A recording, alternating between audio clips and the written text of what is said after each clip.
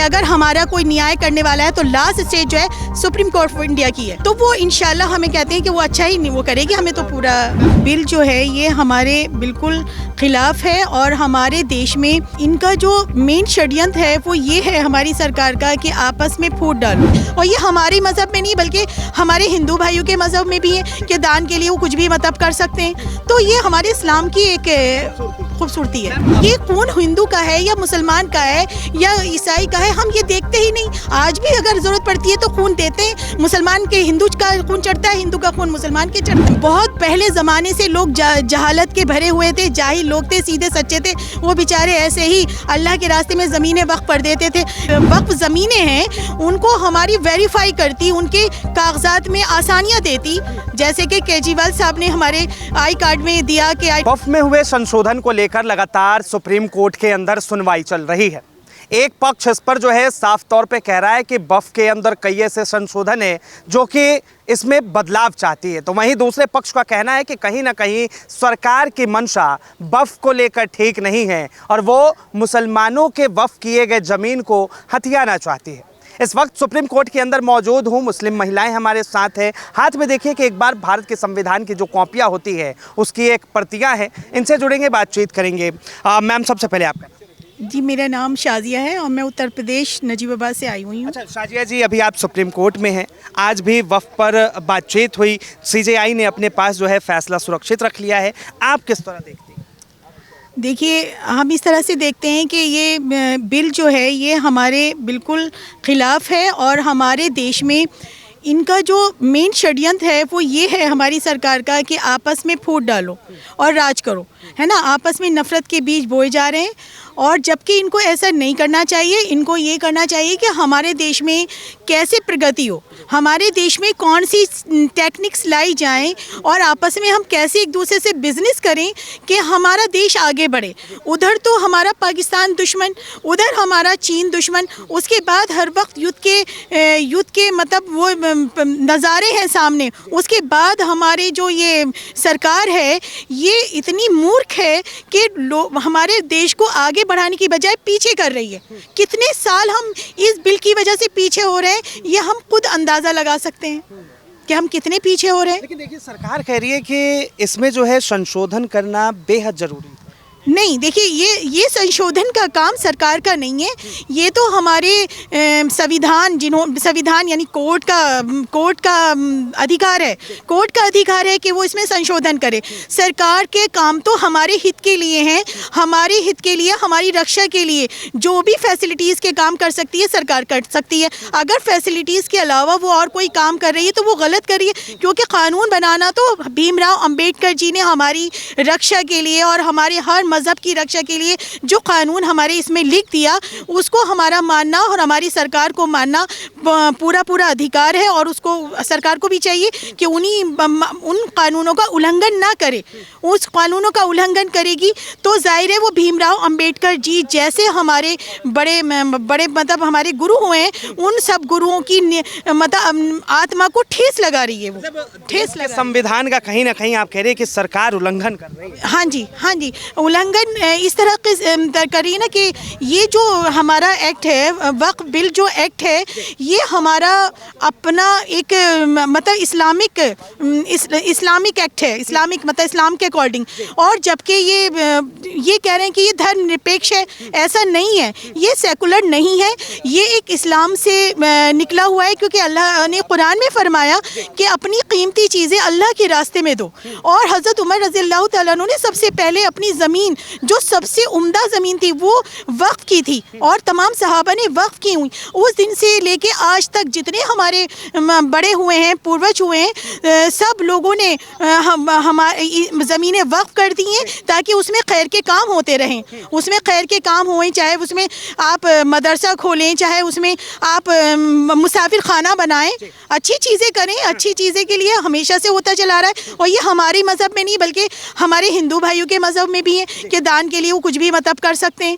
तो ये हमारे इस्लाम की एक खूबसूरती है। मैम, एक सवाल और ये भी है कहा जा रहा है कि अगर हिंदू ट्रस्ट होता है तो उसमें जो है कोई भी, चाहे वो हिंदू हो मुस्लिम हो, वो लोग हिस्सा ले सकते हैं। एक मुस्लिम व्यक्ति भी जो है हिंदू ट्रस्ट में रहता है, तो वक्फ की जो ट्रस्ट है उसमें जो है गैर मुस्लिम क्यों नहीं? देखिए गैर मुस्लिम अच्छे कार्य के लिए अगर हमें मंदिर में हमें कोई चाहे कि हमारी कमेटी जो है उसमें आप आ जाएं और हमारी कमेटी का हिस्सा बन जाए, हमारे हिंदू एक मुसलमान भाई से कहे तो हम उसमें हिस्सा लेंगे। लेकिन हिस्सा लेने का मतलब ये है कि हम उसके हित के कार्य में करेंगे। जैसे कि आपने आपके जो हम ये आपके भंडारा लगता है लाइए, हम भी इसको अप्रिशिएट करते हैं, हम भी इसमें योगदान देते हैं। बड़ा अच्छा भंडारा है आपका, आपके यहाँ ये काम बड़ा अच्छा होता है।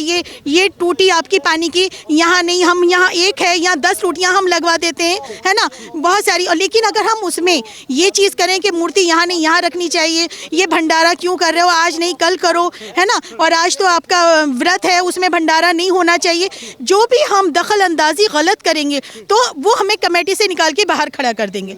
अगर हमारे हिंदू भाई हमारे हित के लिए खड़े हैं तो ऐसा कुछ नहीं है। अगर हमारे हित के लिए खड़े होंगे तो हम उनको मना करेंगे। अगर ये सरकार हमें पता लगता है कि हमारी जो वक्फ ज़मीनें हैं उनको हमारी वेरीफाई करती, उनके कागजात में आसानियाँ देती, जैसे कि केजरीवाल साहब ने हमारे आई कार्ड में दिया कि आइडेंटिटी कार्ड में क्या किया कि ये कहा कि हम घर बैठे बैठे आपका आइडेंटिटी कार्ड घर आ जाएगा, आधार कार्ड, है ना, उन्होंने हमारे लिए सहूलत दी। अगर ये सरकार हमें सहूलतें दे और हमारी उनको वक्फ की हुई ज़मीनों पर अच्छा काम करे तो जाहिर है वो आप हमारे साथ खड़ी हो सकती है। कि वक्फ के ज़मीनों का जो है उपयोग कम और दुरुपयोग ज़्यादा हो रहा है। जो चंद लोग वक्फ में बैठे हुए हैं वही लोग बस इन संपत्तियों पर पूरा राज कर रहे हैं।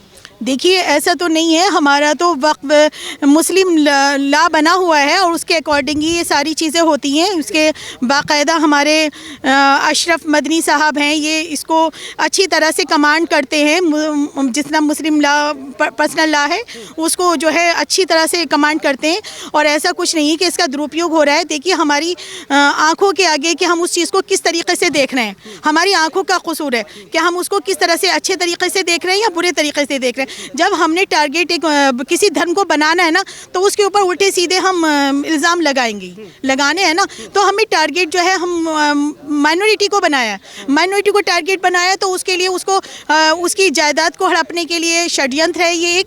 और ये लोगों को उकसाया जा रहा है कि जो इसमें गंगा जमनी जो तहजीब है उसको ठेस लगाई जा रही है, नफरत के बीज बोए जा रहे हैं। कौन जो है ये इस तरह टारगेट कर रहा है? आप कह रहे हैं ना भारत के मुसलमानों को टारगेट, हमारी सरकार, उसमें हमारी सरकार का ही तो रोल है।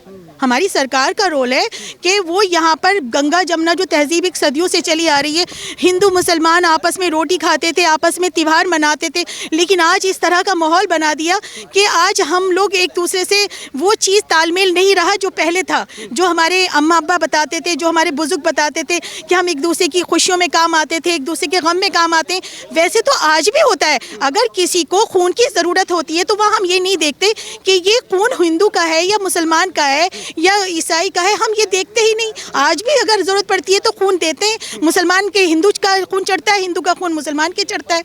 लेकिन जहाँ इस तरह की बातें आती हैं तो हम ये कहते हैं कि ये हिंदू है, ये मुसलमान है, हिंदू के लिए सारी चीज़ें मतलब आसान कर दी जाती हैं और मुसलमान को टारगेट बना दिया जाता है। तो ये हमारी सरकार की नीति सही नहीं है। सुप्रीम कोर्ट में जो है फैसला अभी सुरक्षित रख लिया गया है, क्या अनुमान है आपको क्या होने वाला है? देखिए अनुमान तो इंशाल्लाह हमें यही है, कोर्ट से सुप्रीम कोर्ट ऑफ इंडिया से यही अनुमान है कि जो हमारे डॉक्टर भीमराव अंबेडकर ने जो हमारे लिए संविधान बनाया है वो उसका उल्लंघन नहीं करेगी और वो उनके संविधान को मानेगी, उसमें कोई भी नई नीति नहीं लगाएगी और जो सरकार का बनाया हुआ कानून है उससे इम्प्रेस ना होकर के अपना स्वतंत्र एक फ़ैसला लेगी, एक न्यायिक फ़ैसला लेगी, न्यायिक जो कि एक वाकई न्याय का फ़ैसला है। सुप्रीम कोर्ट से सब उम्मीद करते हैं कि अगर हमारा कोई न्याय करने वाला है तो लास्ट स्टेज जो है सुप्रीम कोर्ट ऑफ इंडिया की है, तो वो इंशाल्लाह हमें कहते हैं कि वो अच्छा ही वो करेगी। हमें तो पूरा। मैम एक सवाल और रहेगा, अगर ऐसे में ये फैसला सरकार के पक्ष में आता है तो फिर आप क्या करें? देखिए ये तो इंशाल्लाह ये तो आप अनुमान कोई भी लगा सकता है, ये तो कोई बात नहीं, लेकिन हमें तो अब अगर ऐसा अव्वल तो होगा नहीं, क्योंकि हमें पूरी उम्मीद है, और तो जाहिर है फिर इंशाल्लाह हम लोग यही करेंगे जो करना चाहिए कि भाई प्रोटेस्ट होंगे जगह जगह, और जगह जगह ये सब इसका कोर्ट के फैसले के बाद भी प्रोटेस्ट हो? नहीं, मतलब जाहिर है कुछ उसका तो रिएक्शन हो गई, लेकिन उसके बारे में रिएक्शन तो कुछ करेंगे ही भाई, पब्लिक तो करती है ना, लेकिन उम्मीद तो यही है ना सुप्रीम कोर्ट से, हमें उम्मीद तो यही है लास्ट में कि ये हमारा सुप्रीम कोर्ट जो है हमारे संविधान की हिफाजत करने वाला है, और जितने इसमें आर्टिकल 13 से लेके 13, 14, 15, 16 यानी कि 24 तक और 26 तक आर्टिकल में ये दिया गया है कि हर मज़हब को अपने मंदिर मस्जिद और अपनी उसकी निर्माण की और उसकी सेफ्टी की पूरी स्वतंत्रता है, वो कुछ भी कर सकती है। तो उसके तहत तो हमें यही लग रहा है कि हमारे हक में फैसला होगा इंशाल्लाह। जिस तरह से कहा जा रहा है कि सरकारी ज़मीन के ऊपर भी वफ़ अपना दावा ठोक देता है, तो ये कहीं ना कहीं गलत है, और सरकार की जो ज़मीनें हैं वो सरकार को वापस मिलनी चाहिए।